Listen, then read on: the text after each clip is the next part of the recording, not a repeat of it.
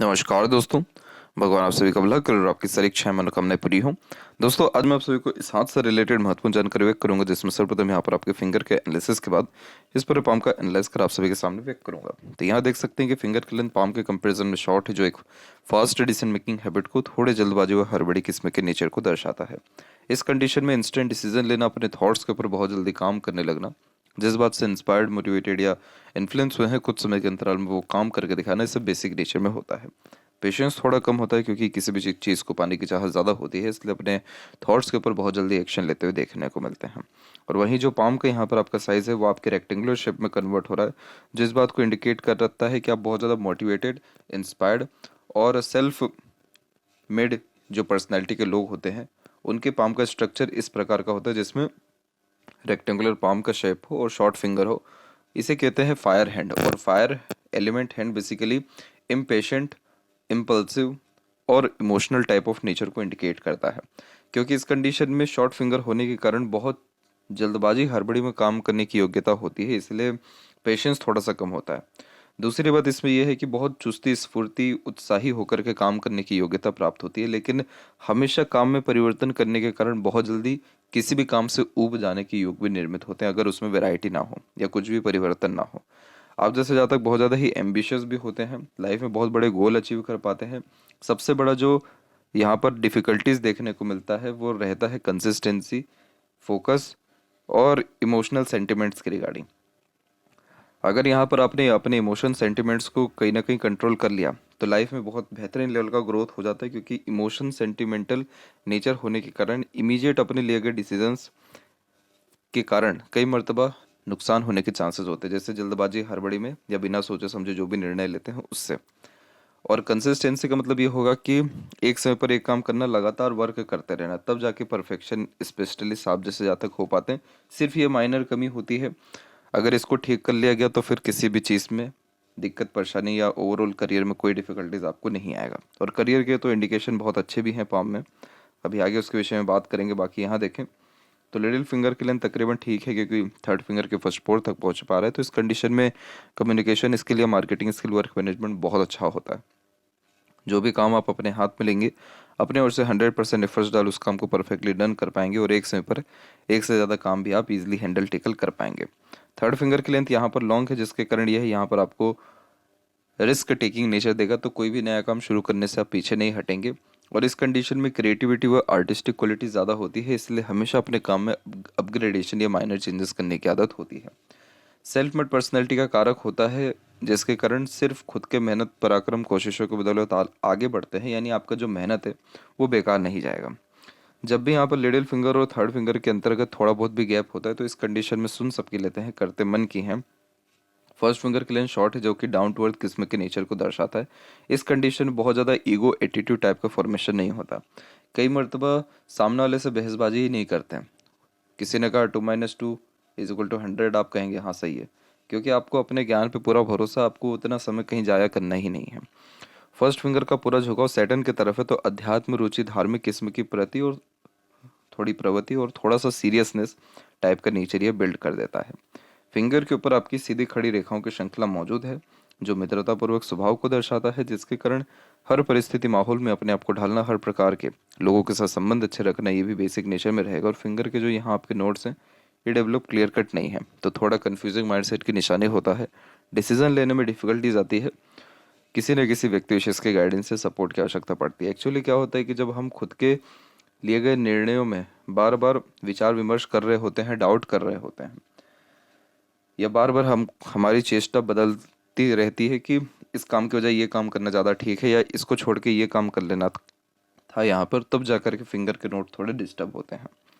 यहाँ पर आपके जो फेलेंजेस है वो डेवलप ठीक है, इंटरनल मार्स की स्थिति ठीक जा रही है, तो स्टेमिना, एनर्जी, रोग प्रतिरोधक क्षमता ठीक रहेगा। और आपका थंब बहुत ज़्यादा लॉन्ग है। थंब लॉन्ग होना बहुत अच्छी बात होती है, क्योंकि प्रोफेशनल लाइफ में और एडमिनिस्ट्रेशन में तो जिसका थंब लॉन्ग होता है वही लोग एंटर कर पाते हैं। रीज़न क्या होता है कि लॉन्ग थंब यहाँ पर लॉन्ग टर्म बेसिस प्लानिंग को इंडिकेट करने लगता है, और इस कंडीशन में मेमोरी बहुत शार्प होती है।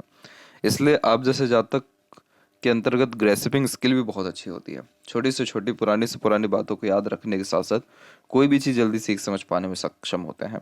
तथ्यों के साथ अपने बात को कहने सुनने की आदत इस कंडीशन में हो जाती है, और यहाँ पर बहुत जल्दी ही भांप पाते हैं कि कौन व्यक्ति सही है, कौन व्यक्ति गलत है, क्योंकि कान के कच्चे आप जैसे जातक नहीं होते। जिसका शॉर्ट फिंगर है, ऐसे जातक क्या होता है कि बहुत जल्दी डिसीजन में चेंजेस कर रहे होते हैं अपने जीवन में, और बहुत जल्दी इन्फ्लुएंस हो रहे होते हैं। आप जैसे जातकों को इन्फ्लुएंस करना बहुत बड़ी बात है। ईजिली इन्फ्लुएंस नहीं होंगे, मुंह पर जरूर किसी का हाँ कह देंगे, लेकिन बाद में अपना खुद का लॉजिक डेफिनेटली उस बात के विषय में लगाएंगे।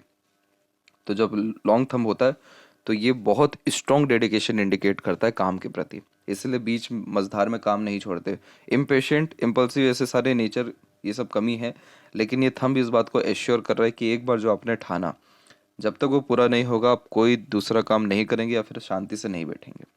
तो ये थंब आपको बहुत बड़े लेवल का ग्रोथ दिला पाएगा, क्योंकि आपके अंदर उतने बड़े लेवल का है डेडिकेशन। देख सकते हैं कि सेकंड फेलेंज कितना ज़्यादा लॉन्ग है एज कम्पेयर टू फर्स्ट फेलेंज। जब ये लॉन्ग होता है तो इस कंडीशन में यह लॉजिकल पर्सनैलिटी को क्रिएट कर देता है, और इस कंडीशन में तर्क वितर्क की जो सक्षमता बहुत अच्छी होती है। जब भी इन केस आपका तर्क वितर्क किसी से होगा, वार्तालाप होगा, तो सामने वाले को एक मोमेंट पर आकर के चुप होना ही पड़ेगा, क्योंकि आपके पास बिल्कुल फैक्ट रहेगा बातों में। यव का चिन्ह है, थोड़ा सा ओपन है। यव का चिन्ह बहुत अच्छा होता है क्योंकि ये व्यक्ति को फोकस अच्छा देता है, ग्रेसिपिंग स्किल अच्छी देते हैं, मेमोरी शार्प रहती है। इस कंडीशन में मेडिटेशन के द्वारा या धर्म के द्वारा, जैसे दान धर्म या पूजा पाठ के द्वारा, पीसफुलनेस एंड हैप्पीनेस लाइफ में बढ़ता है। यहाँ जब ये थोड़ा बहुत भी ओपन होता है तो पैसा जीवन में आता, ठीक है, रुक नहीं पाता है, खर्चे थोड़े ज़्यादा देखने को यहाँ मिलते हैं।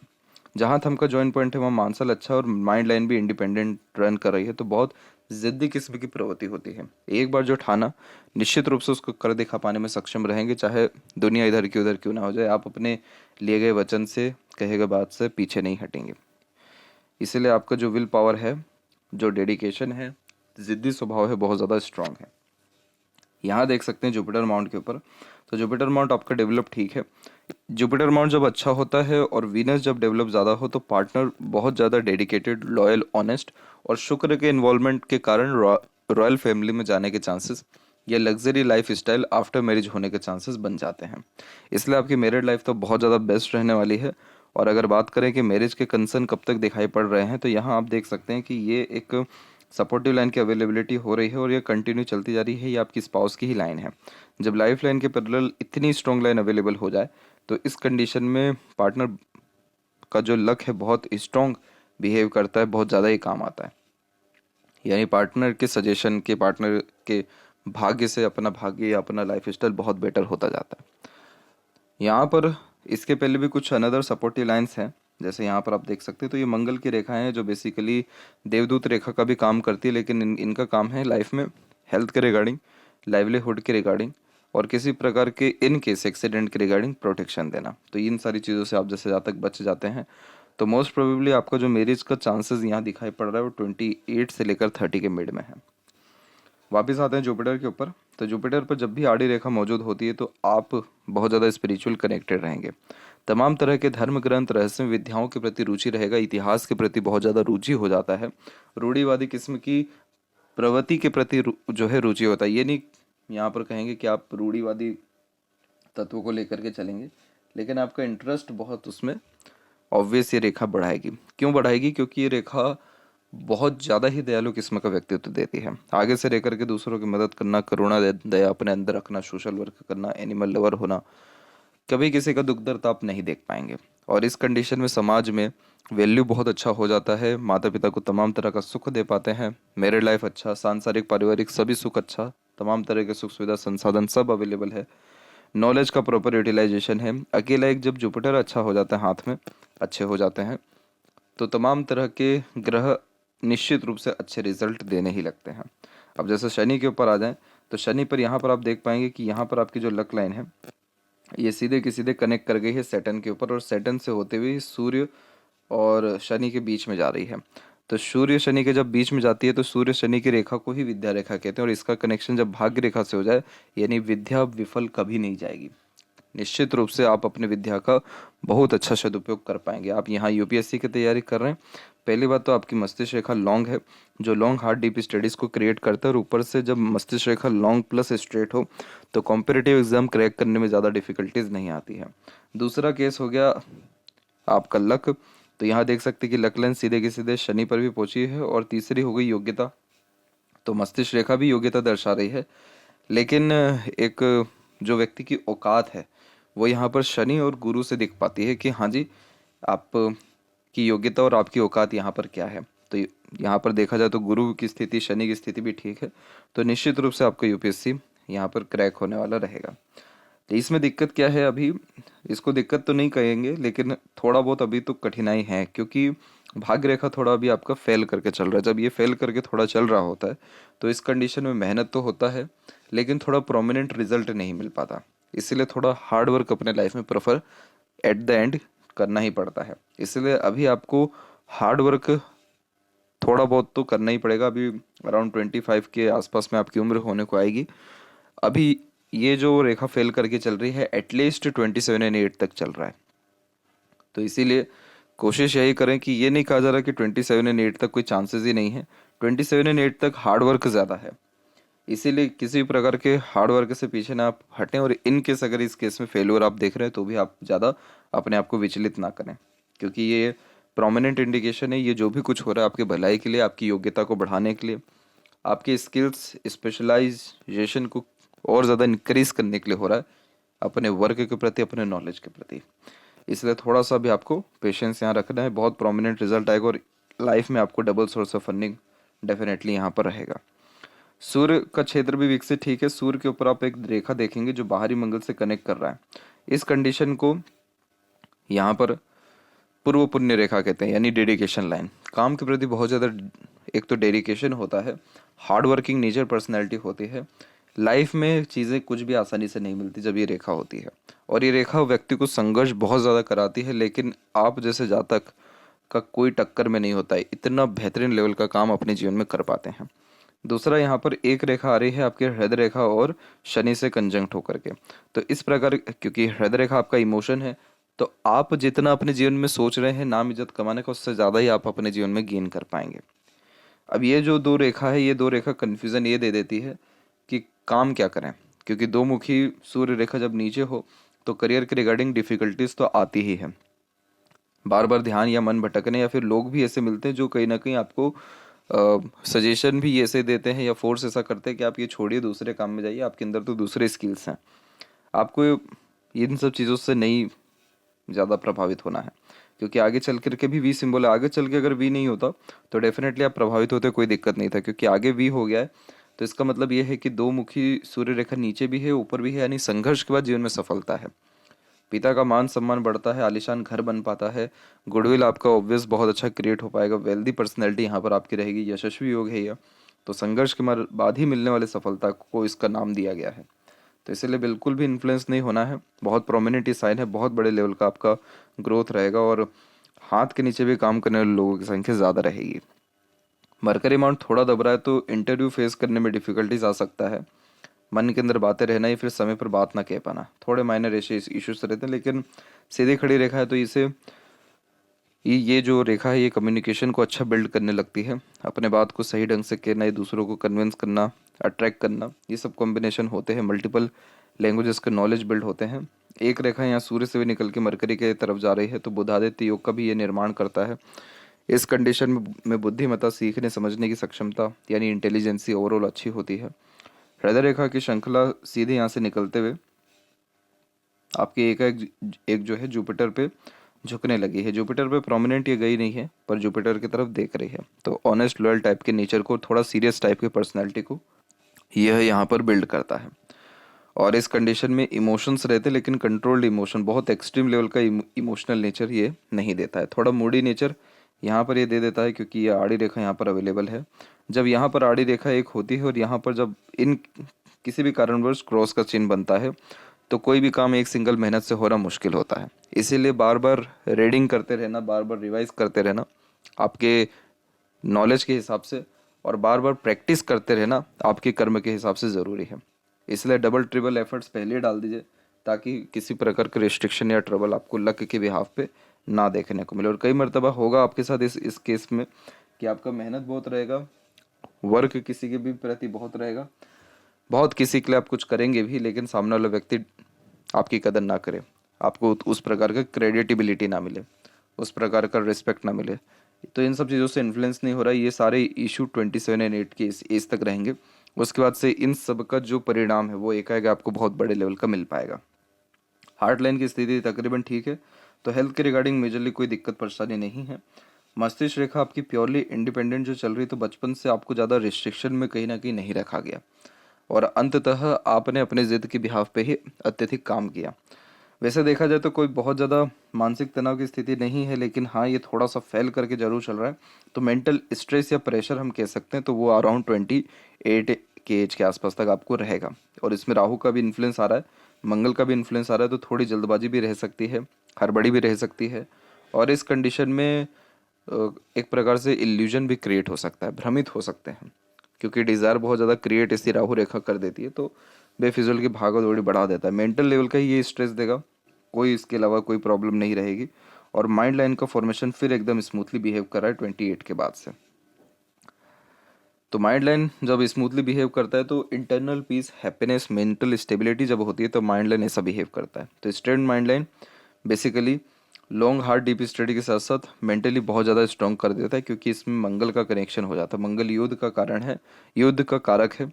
यो तो इस कारण से योद्धात्मक गतिविधि प्राप्त होती है। तो तमाम तरह के विपरीत परिस्थिति माहौल लोगों का सामना डट करके कर पाते हैं, कंपटीशन ईजिली क्रैक कर पाते हैं, और लाइफ में किसी प्रकार का स्ट्रगल अगर फेस करे तो बहुत जल्दी ही उन सब चीज़ों से निकल पाते हैं, बहुत कूल कामली।